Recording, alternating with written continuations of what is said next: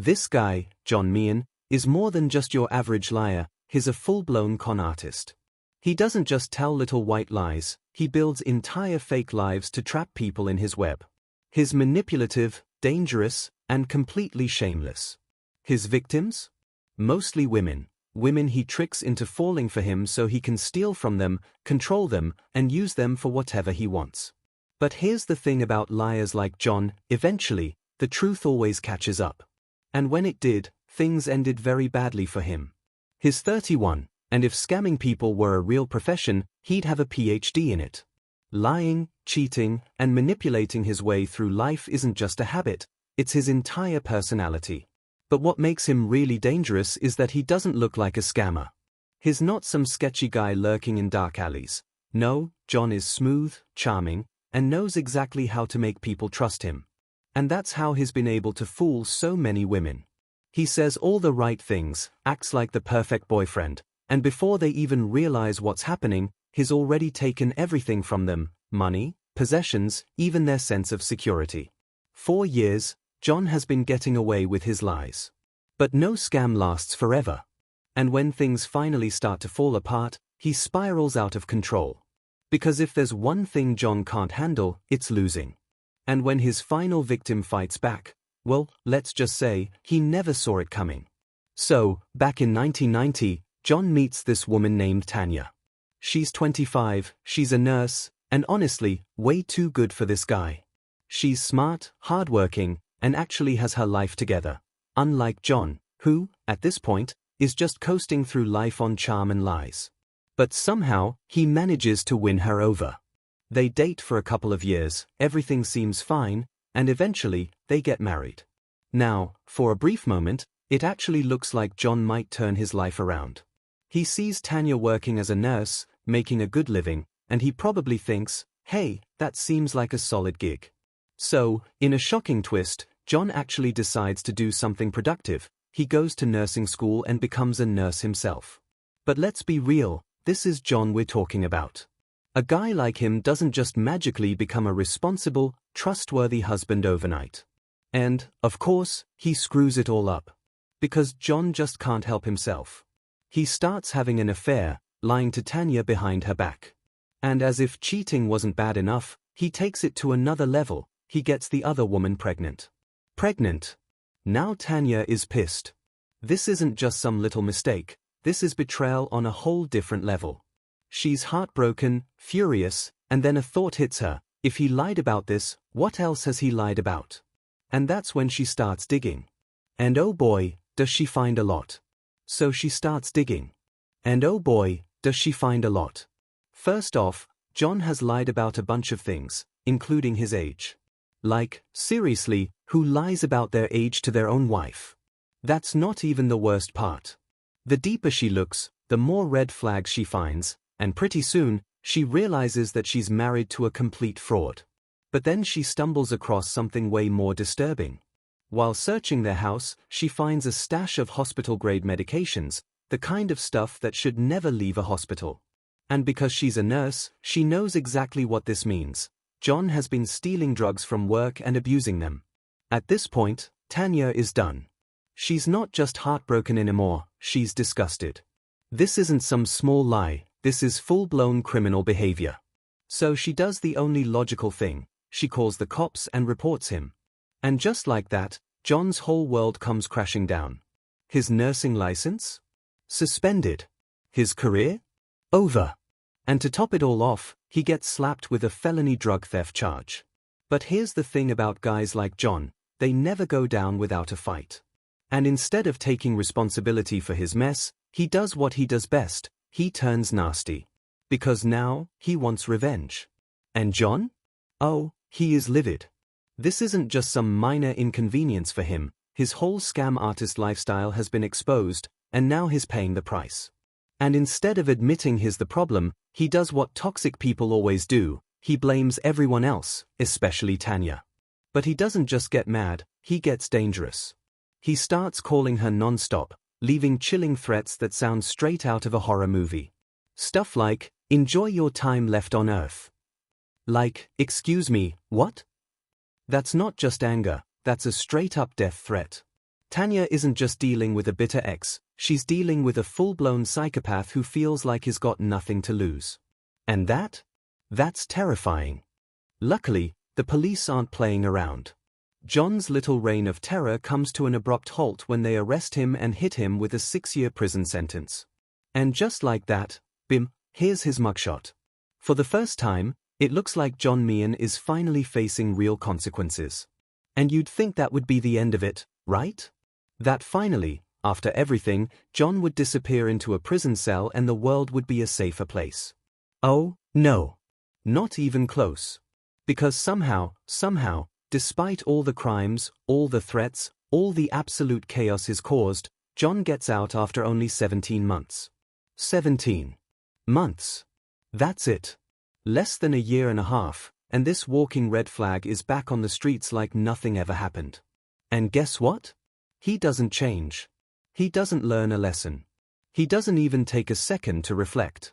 Instead, he goes right back to doing what he does best: lying, scamming, and terrorizing women. Now, fresh out of prison, John is back at it. New scam, same old tricks. But this time, he's taking his game online.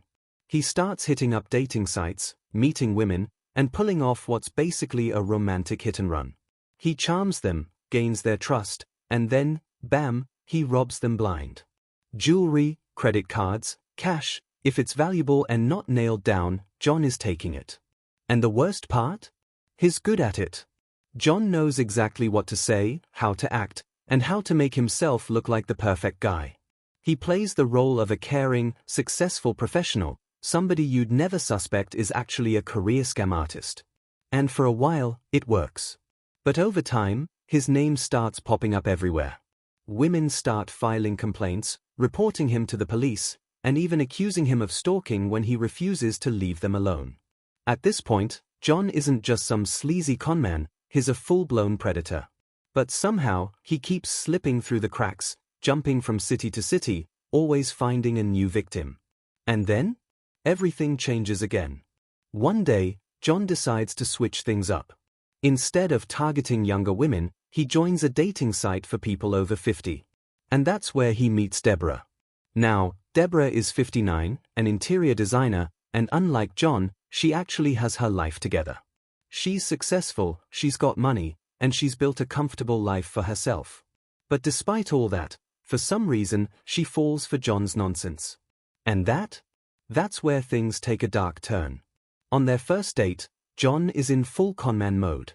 He's laying it on thick, trying so hard to impress Deborah. He tells her he's an anesthesiologist, he's not. He says he just got back from Doctors Without Borders in Iraq, he didn't. He probably could have said he performed surgery on the president, and Deborah would have believed it, because why wouldn't she? He sounds legit. He carries himself like a professional. And when someone looks you in the eye and confidently tells you something, you don't automatically assume they're lying. And John? He knows that. So Deborah buys it. She's impressed. She's thinking, wow, this guy is educated, successful, and does charity work? Meanwhile, John's probably thinking, wow, this is going way easier than I thought. They hit it off. The conversation is great. And before long, they head back to her place. And this is where things get weird. At some point, John just lays down in her bed. And then? He refuses to leave. Like, Deborah straight up tells him, all right, it's time to go. And this dude? He's just like, nah. Excuse me?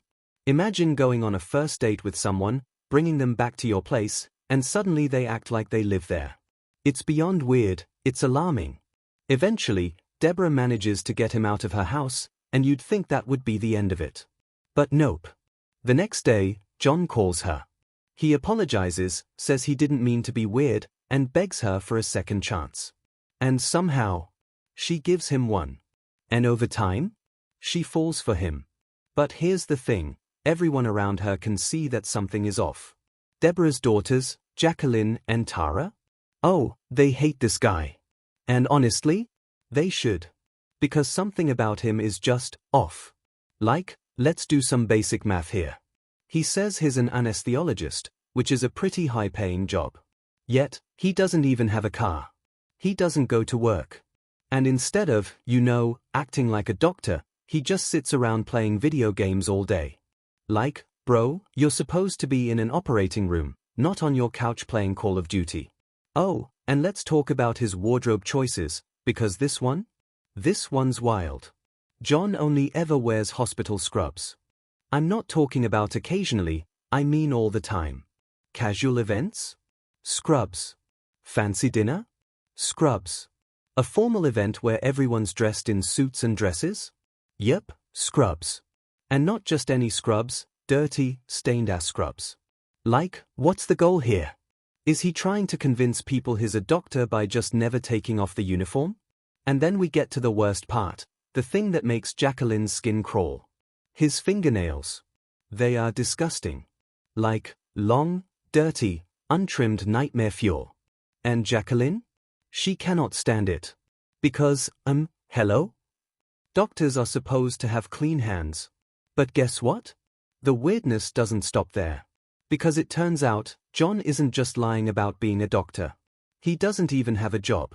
This man is waking up every morning, pretending to leave for work, and then just, going where exactly? Where is he going? At this point, Jacqueline and Tara are done. They're over it. They've had enough of John's sketchy behavior, his weird lies, and his disgusting fingernails. So they decide to take matters into their own hands. They hire a private investigator. And when do the results come back? Oh, it's worse than they ever imagined. Not only is John not a doctor, but remember when he claimed he was in Iraq with Doctors Without Borders? Yeah. He was actually in prison. In prison. So now, Jacqueline and Tara are racing to tell their mom, trying to get her to see the truth. But here's the problem. Deborah isn't ready to hear it. Maybe it's denial. Maybe it's an embarrassment.